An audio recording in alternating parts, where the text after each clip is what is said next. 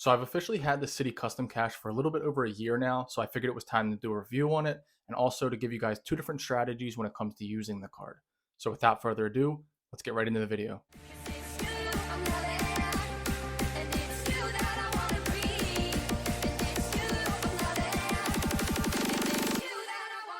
So for those of you who know nothing about this card, the Citi Custom Cash is a no annual fee credit card that earns 5% back in your highest eligible spend category, up to $500 per billing statement. Now, because this card has so many eligible spend categories, I'm going to throw them up on the screen right now. So as of the filming of this video in June of 2023, the current 5% categories are restaurants, gas stations, grocery stores, select travel, select transit, select streaming services, drugstores, home improvement stores, fitness clubs, and live entertainment. Which brings us to the first strategy, and the strategy that most people utilize when using this card, including myself, which is what I call the support card method. So with the support card method, you would ideally have other credit cards in your setup already that earn 5% or so in multiple different categories, and therefore you would just use the Citi Custom Cash to fill in wherever you're lacking for that billing statement. So for example, let's say one of your cards is earning 5% back at restaurants, another one of your cards is earning 5% back at grocery stores, but you don't have a card that's earning 5% back at gas stations for this statement. So what you would do then is solely use your Citi Custom Cash at gas stations for that billing statement.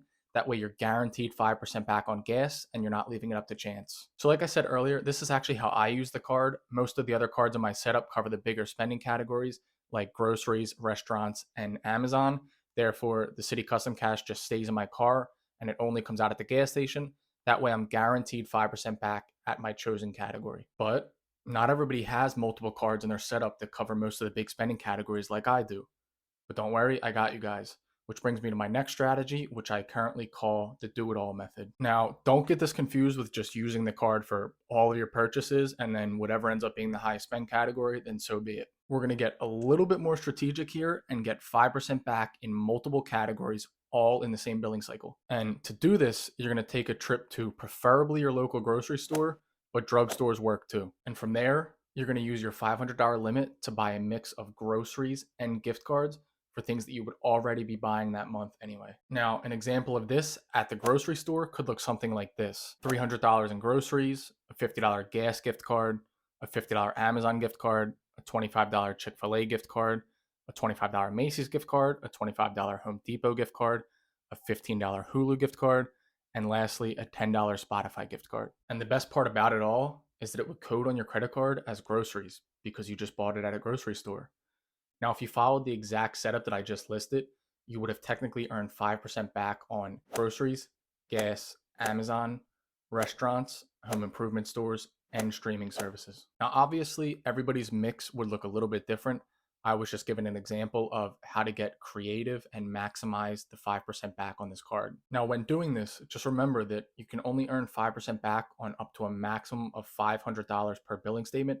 So make sure you keep track of when your billing statement starts and ends so you don't miss out on any potential points by overlapping. Also, just remember to use this strategy on gift cards for places that you would normally shop anyway, and not just random places to hit that $500 limit quicker. Now, personally, I think this is a great credit card for just about anybody, whether you're just starting out in the credit card game or you're somebody with a little bit more experience, just looking to add some value to your current setup. At the end of the day, it's a no annual fee credit card with great value, and I can't think of one single complaint that I've had since opening my account. And just one last tip for those of you who don't currently have this card: Citi usually offers a $200 sign-up bonus when you spend $1,500 within the first 6 months of opening your account. So hopefully you guys were able to gain some value from this review or the strategies that I provided.